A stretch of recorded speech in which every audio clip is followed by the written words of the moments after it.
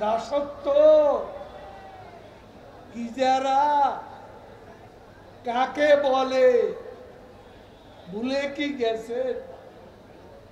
প্রধানমন্ত্রী নরেন্দ্র মোদী প্রথমবার ক্ষমতায় আসার পরের দিন সকালে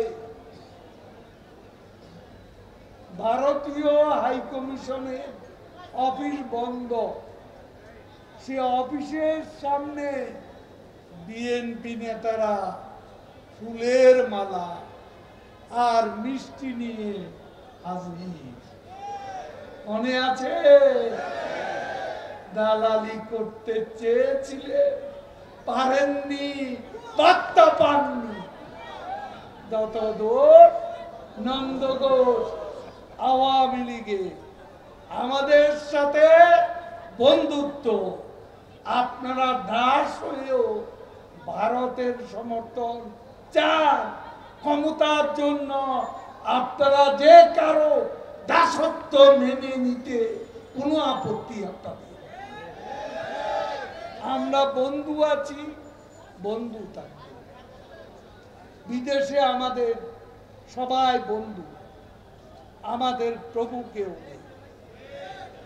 আপনাদের প্রভু আছে, প্রভুরা বসাতে পারেনি, মনে আছে? কথায় কথায় নিষেধাজ্ঞা, কথায় কথায় ভিসা নীতি। জজ মিয়া নাটকের পর মিয়ান আরফি নাটক। মিয়ান আরফি বাইডেনের নাকি বন্ধু।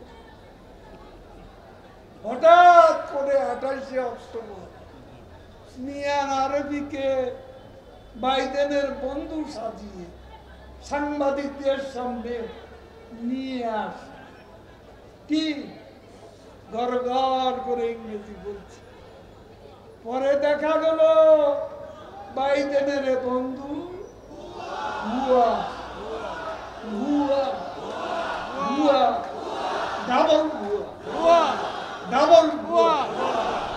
ওই বন্ধু এরপর গেল পালিয়ে যাবে, বাইডেনের বন্ধু পালিয়ে যাবে।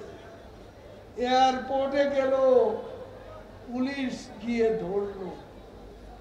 তারপর যখন